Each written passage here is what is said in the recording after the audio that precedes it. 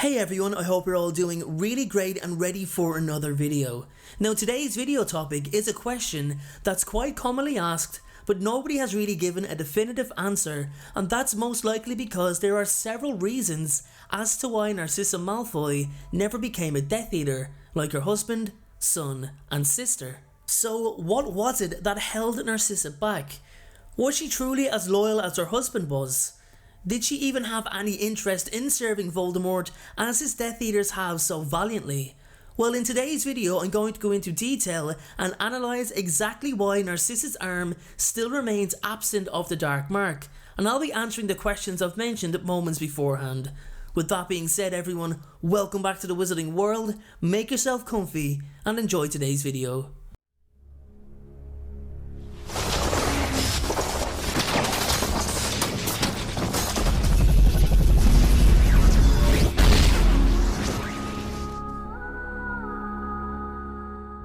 Okay everyone, let's get things started by first looking at Narcissa herself as a person, which will hopefully help us understand why she made the decisions she made when part of Voldemort's inner circle. Now, Narcissa, as many if not all of you know, came from the noble and most ancient House of Black, a family that were avid supporters of keeping the magical bloodlines pure, and this was a belief that they heavily instilled upon their children. Now, I made a video on Narcissa and her two sisters last month, and I explained how each sister made choices that affected the outcome of their futures. I mentioned that Narcissa got it right, her life choices that is. She married the right man, with the appropriate background, and in addition to that, she genuinely loved him. Narcissa always seemed to make the choices she wanted to, without offending those who expected such a high standard from her. She was extremely clever and played her role with excellence, which brings us to her involvement with Lucius and the new, rising, upcoming Lord Voldemort. You have to understand, at the beginning of his arrival on the scene, nobody had any idea of the lengths this man would go to or was about to go to in order to achieve his goal of wizarding dominance. Lucius was a prime candidate for Voldemort. He had the prosperity, the wealth, the huge mansion, not to mention the skill. He was one of the earliest Death Eaters, at least to receive the Dark Mark, and Narcissa, with her upbringing, obviously supported her husband's ambitions to aid those seeking to restore purity to the magical world. That's what this Voldemort was all about at the beginning. Then of course, things changed. Nobody could have foreseen how truly horrific this man was, or the things he'd do, let alone Narcissa. I believe that there was a time when she was considering taking the Dark Mark and joining the inner circle as a proper member. Her sister Bellatrix would have urged her to do so, no doubt, and you think that Lucius would have done the same, but I honestly don't believe that's the case. Lucius knew what was expected of him as Voldemort's second in command. He knew he had to kill opposing wizards and witches. He knew he had to use intimidation, manipulation among many other things in order to give the Death Eaters and Lord Voldemort the advantage that they needed. If I'm honest, Lucius seen that as something of an ends justifying the means kind of perspective. He didn't want his wife, the mother of his young child, doing anything of the sort. He didn't want a burden of murder, torture and war placed upon his wife's mantle. As much of a bigot as Malfoy was, one thing I don't believe anyone can question is his love for his family. Then there's what happens when one fails a mission as a Death Eater, when one makes a mistake. A costly mistake. The punishment is severe. Voldemort does not accept failure because he's never failed at anything himself.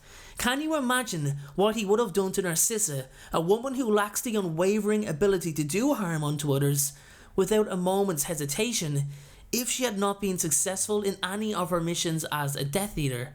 That's exactly what Lucius feared most, and it's something we've seen even after his return to service. His main priority was his family's safety, something Voldemort was all too well aware of. It's that exact reason why the Dark Lord allowed Narcissa to remain close to Lucius during numerous Death Eater meetings.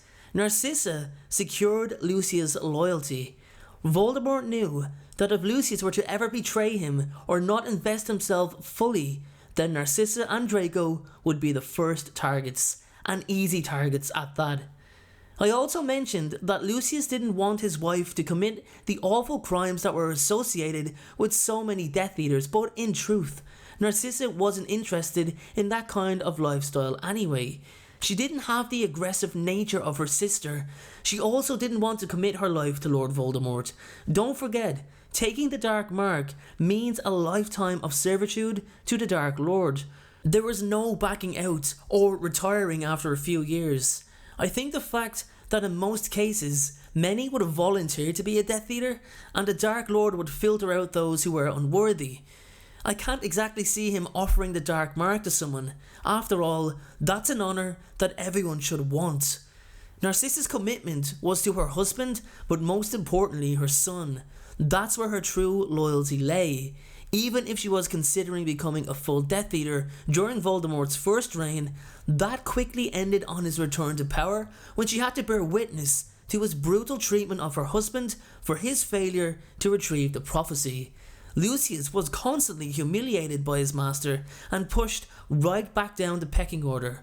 Narcissa even went behind Voldemort's back to secure Draco's safety when he was being set up to fail in order to further punish Lucius. She then blatantly lied over Harry Potter's death, which all but confirmed her allegiance to Voldemort was now null and void. Even at the Battle of Hogwarts, she had no interest in fighting students and familiar faces. She spent her time looking for Draco, trying to make sure he was alive, and when she did find him, she gave him her own wand to protect himself with, leaving herself without one. She actually played her part so well that Voldemort genuinely believed her when she said Harry was dead. Him performing the Cruciatus curse was a means of confirming that she was not mistaken. The Dark Lord expects his Death Eaters, his servants, to make servitude to him their most important priority over everything else, and Narcissa was not willing to do that. The truth of the matter was, Narcissa never fully invested in Voldemort or the Death Eaters. She was simply playing her role as she had done her entire life. She was told to keep the bloodline pure and marry a pureblood from another family. She did that. Support her husband through all of his decisions, ups and downs. She did that too. And honestly, that's because she could do those things without compromising her own morals. However, when it came to her husband and son's safety, Narcissa's true strength emerged, and in the end, there was no family belief or upbringing that could waver her motherly instinct. She had seen what full devotion to the Dark Lord had done to her sister Bellatrix, and she had also seen what full rejection of the Dark Lord had done to her other sister Andromeda with the murder of her husband. Narcissa was always thinking ahead, and I honestly feel like she doesn't get the credit she deserves for the situation she was in, especially with how skeptical Voldemort was of everyone who followed him. As I said earlier, once she had Draco and Lucius safe and sound, then nothing else mattered. She had no concern for Voldemort's whereabouts or what was happening with him, and that was before he was actually defeated. She left with Lucius and Draco unaware of the outcome, further evidence that the Death Eater lifestyle was one she never wanted. So guys, with that being said, that is my video on why Narcissa Malfoy never received the Dark Mark and never became a Death Eater. So my question for you is this: are there any other reasons you believe yourself as to why Narcissa never became a Death Eater? Did I leave something out?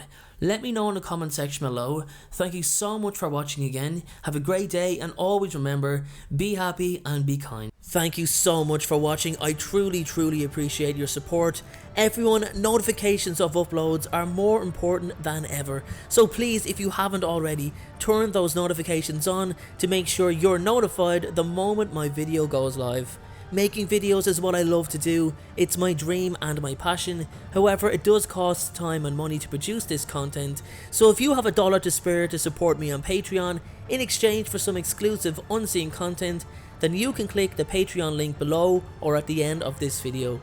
Please only support me if you can afford it. And make sure to follow me on Instagram at InstaDNJ and on Twitter at PotterFolklore. Check out my other videos appearing on screen, and please make sure, most importantly, to hit that subscribe button. Thanks again everyone, and please have a great day.